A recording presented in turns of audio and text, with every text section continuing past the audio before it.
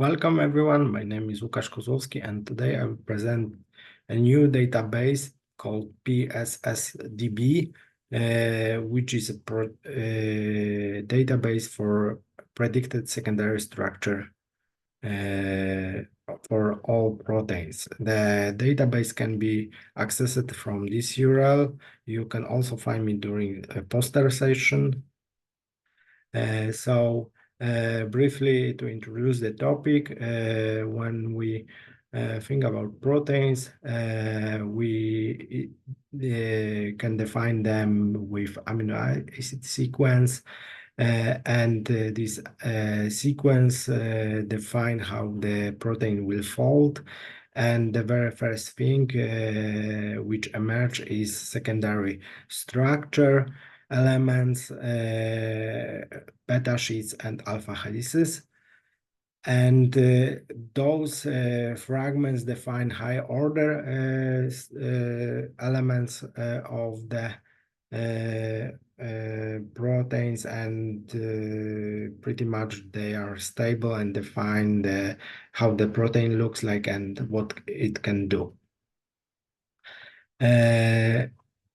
The task was to predict secondary structure for as many proteins as possible, and this is quite demanding and challenging, as currently we have around 7 billion of protein sequences. So you gather the data from many databases like PDB, UniProt, Magnify, BFD, and so on. And after clustering them, you will get 7 billion of proteins. And then with those protein sequences, you can run some programs which will predict secondary structure, and then that's what has been done during this work. Just to introduce the topic, when we think about all proteins right now, we for instance think about UniProt, which has over 500 million sequences, or Magnify sequences from metagenomics, which is over 2 billions. Additionally, we can also use predicted structure models from AlphaFold-DB or ISM Atlas. And these will be like terabytes of data and hundreds of millions of protein models.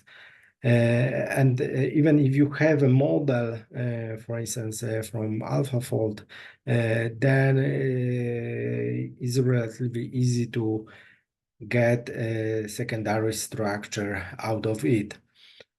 But again, this is quite challenging because you have for AlphaFold database, you have over 25 terabytes of data. Only to download it takes from the cloud, it takes around 3 weeks.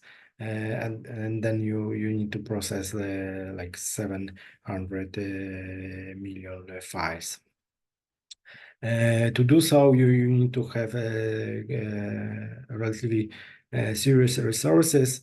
Most of the project was hosted and calculated on our relatively small cluster called Entropy, which has a few hundred CPUs and over 60 GPUs. But at some point, there was a need to move to bigger machines like RS, which is located in Krakow and has around 40,000 CPUs. As you could see on daily basis during this project, a few thousand CPUs were run all the time. Many of those programs for secondary structure predictions accelerate mainly thanks to GPUs. And for such cases, Athena was used. This is another supercomputer in Krakow, equipped with over 300 A100s, and around half of the workload of the project was calculated on Lumi, which is the fastest computer in Europe. And as you could see, at some point of time, over 50,000 CPUs or 600 GPUs were used all the time. And those resources allow to actually compute all the secondary structures for those 7 billion proteins with many different methods. And finally build the database. So database can be accessed online. This is how the front end looks like. So you can query the database using some organism. So you can look for specific organisms of interest and get the secondary structure predictions for all proteins.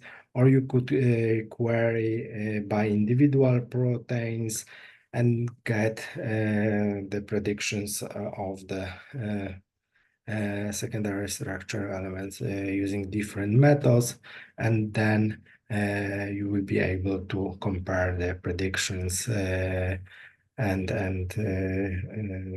hopefully this will help you during your studies of this particular protein.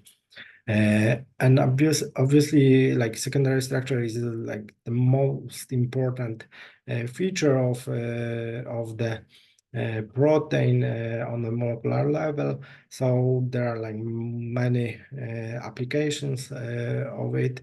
The one of the basic one is to use it as a reference during the modeling. Here you have an example for this protein. Initially, it was modeled with ISM3 without any restraints. As you could see, there are some fragments which conveniently are predicted as loops by ESM, while all methods report that there are some fragments of some secondary structure elements there. So what you can do, you can add those restraints to ESM and then rebuild the model. And finally, as you could see, those missing elements were added and model was improved. So the project took over a year to complete. It used serious resources. To be specific, over two over 20 million CPU hours were used, over 1 million GPU hour. Currently, database has over 60 terabytes. Even to run those computers, you will need to use serious power, which is equivalent of like price of decent car, but obviously is much quite cheap, much better if you buy it in the cloud. Then the cost would be like something around 2-3 millions. At the end, I would like to thank a number of people. Most of those are administrators of those super machines, which helped me during my work on them. I would like to thank also people responsible for funding of hardware and organization responsible for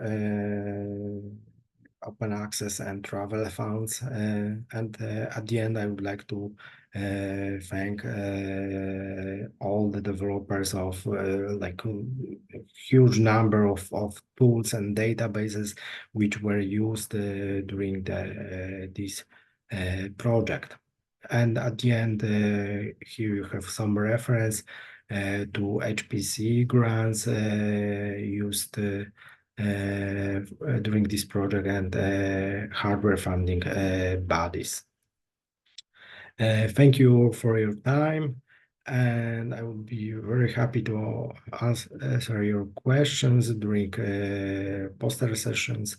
See you in Canada.